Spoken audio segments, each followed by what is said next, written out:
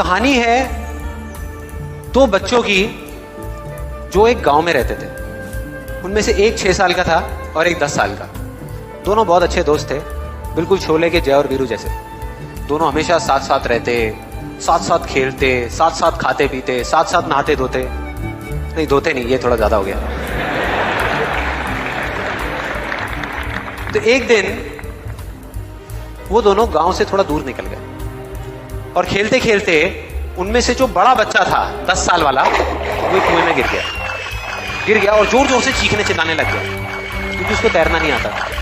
اب جو دوسرا بچہ تھا چھوٹا سا 6 سال کا, اس نے اپنے آس پاس میں دیکھا اور اس کو کوئی نظر نہیں آیا, اس کو کوئی نہیں دکھا جس کو کہ وہ بلا سکے ہیلپ کے لیے. اور پھر اس کی نظر پڑی ایک بالٹی پہ جس پہ ایک رسی بندھی ہوئی تھی. اس نے ایک سیکنڈ بھی ویسٹ نہیں کیا, اس بالٹی کو اٹھا کر کے کنویں میں پھینک دیا اور اپنے دوست کو بولا کہ پکڑ لے. اس کے دوست نے پکڑا اور وہ اپنی پوری طاقت لگا کر کے پاگلوں کی طرح اس کو کھینچنے لگا. کھینچتا رہا, اپنی پوری جان لگا دی اس نے. چھوٹے سے بچے نے 6 سال کے اور 10 سال کے بچے نے اس بالٹی کو پکڑا ہوا تھا. کھینچتا رہا اور تب تک نہیں رکا جب تک اس نے اپنے دوست کو بچا نہیں لیا, جب تک وہ باہر نہیں آیا.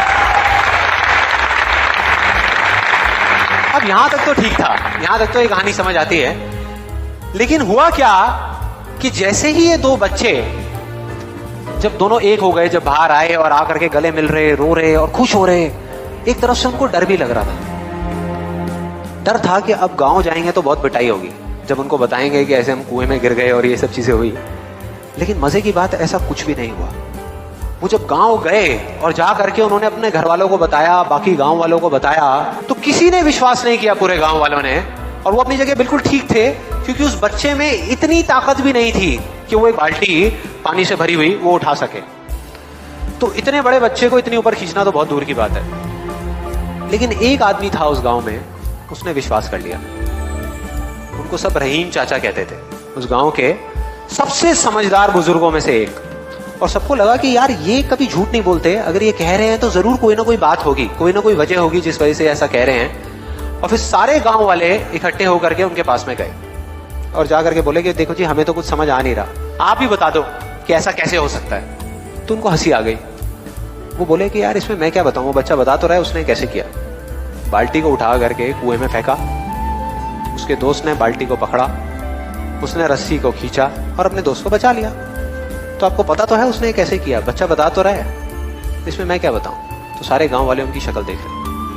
پھر کچھ دیر بعد وہ بولے کہ سوال یہ نہیں ہے کہ وہ چھوٹا سا بچہ یہ کیسے کر پایا, سوال یہ ہے کہ وہ یہ کیوں کر پایا, کہ اس کے اندر اتنی طاقت کہاں سے آئی.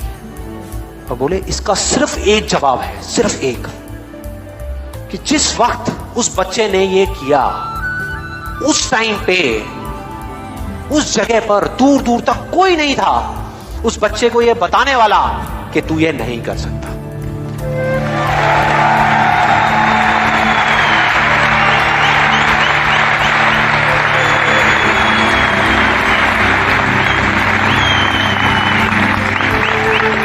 کوئی نہیں تھا, کوئی نہیں, یہاں تک کہ وہ خود بھی نہیں, وہ خود بھی نہیں.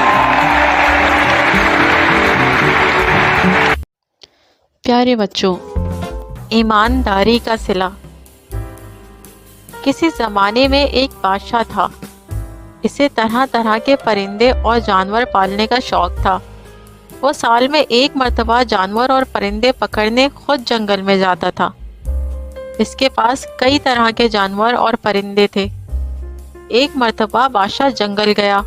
اس نے کئی اقسام کے طوطے اور دوسرے پرندے پکڑے.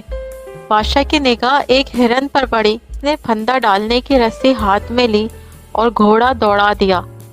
ہرن بھاگتا بھاگتا جھاڑیوں میں گم ہو گیا. بادشاہ کے ہاتھ نہیں لگا. وہ نا امید ہو کر لوٹنے لگا لیکن رستہ بھول گیا. ہرن کے پیچھے پیچھے وہ بادشاہ اپنے ساتھیوں سے نہ جانے کتنی دور آ گیا تھا. اس کے چاروں طرف پیڑ ہی پیڑ تھے. اس نے سوچا یہاں جنگل میں رکنا ٹھیک نہیں ہے, کسی ایک سمت آگے بڑھوں, شاید رستہ مل جائے اور شاہی محل پہنچ جاؤں یا اپنے ساتھیوں سے جا ملوں. یہ سوچ کر بادشاہ ایک سمت چل پڑا. بادشاہ کو چلتے چلتے بہت دیر ہو گئی تھی مگر کوئی رستہ اب تک نہیں ملا. سورج بھی غروب ہو رہا تھا. सूरज डूबने से पहले बादशाह को एक पगडंडी मिल गई। वो घोड़ा मोड़ कर पगडंडी पर तेजी से चलने लगा। कुछ दूरी पर उसे उजाला नजर आया। बादशाह उसी तरफ बढ़ता गया।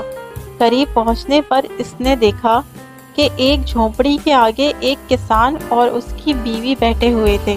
किसान बादशाह को देखकर हैरत में पड़ गया और हकलाता हुआ बोला, जहाँ पनाह आप यहाँ?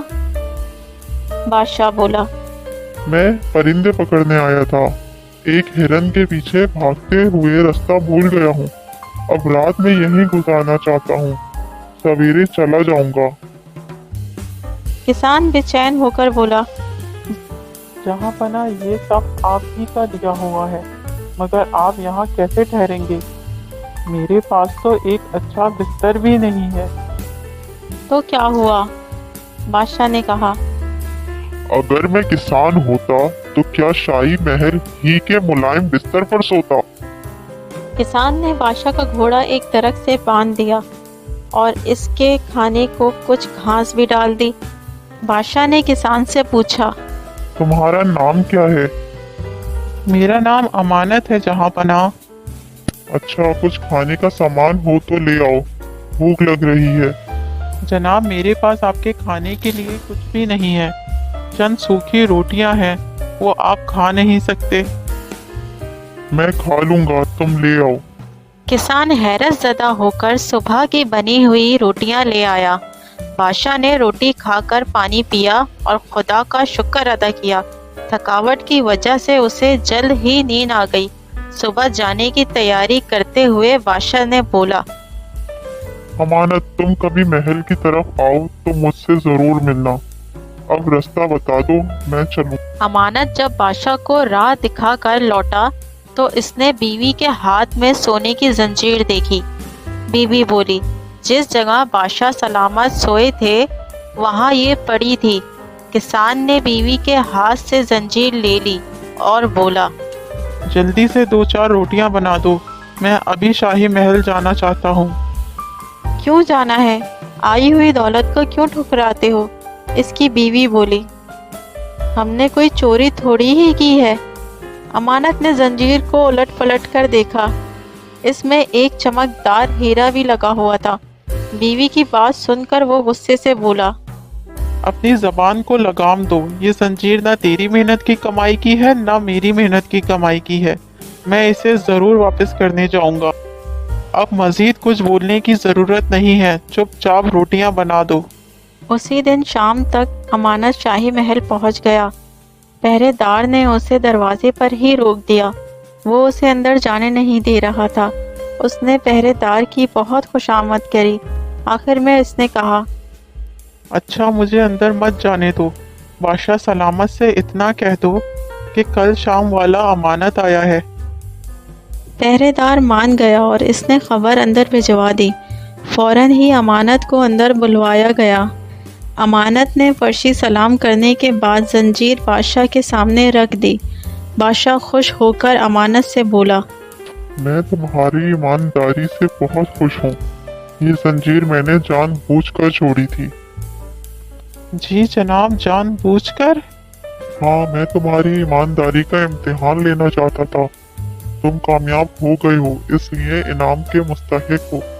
देखो, ऐसा है कि शाही महल में एक खजांची की जरूरत है।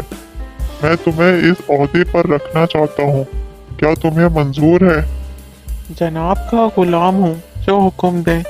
वैसे जहाँ पना इस ओहदे के लायक मैं नहीं हूँ, फिर भी आप जो कहेंगे मैं तामील करूँगा। और फिर दूसरे दिन से खजांची का ओहदा अमानत ने संभाल लिया। किसी ने सच कहा है कि ईमानदारी का फल मीठा होता है। प्यारे बच्चों, उम्मीद हाजिर दिमाग। एक काजी साहब ने अपने शागिर्दों का इम्तिहान लेने के लिए इनके सामने एक मुकदमा रखा और इनको अपनी राय लिखने को कहा। एक शख्स के घर मेहमान आए। इसने इनकी खातिर मदारत के लिए अपने मुलाजिम को दूध लेने भेजा ताकि मेहमानों के लिए खीर बनाई जा सके। मुलाजिम दूध का बर्तन सर पर रखे आ रहा था कि ऊपर से एक चील गुजरी जिसके पंजों में सांप था। सांप के मुंह से जहर के कतरे निकले जो दूध में जा गिरे। मेहमानों ने इस दूध से बनी खीर खाई तो सब हलाक हो गए। अब इनका कसूरवार कौन है?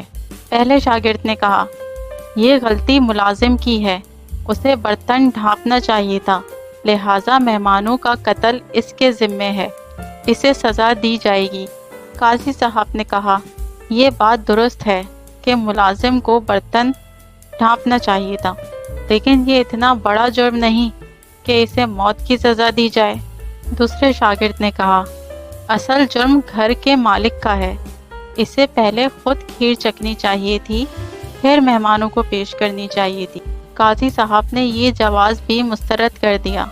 तीसरे ने लिखा, ये एक इत्तेफाकी वाक़या है, मेहमानों की तकदीर में मरना लिखा था, इसमें किसी को सज़ावार करार नहीं दिया जा सकता।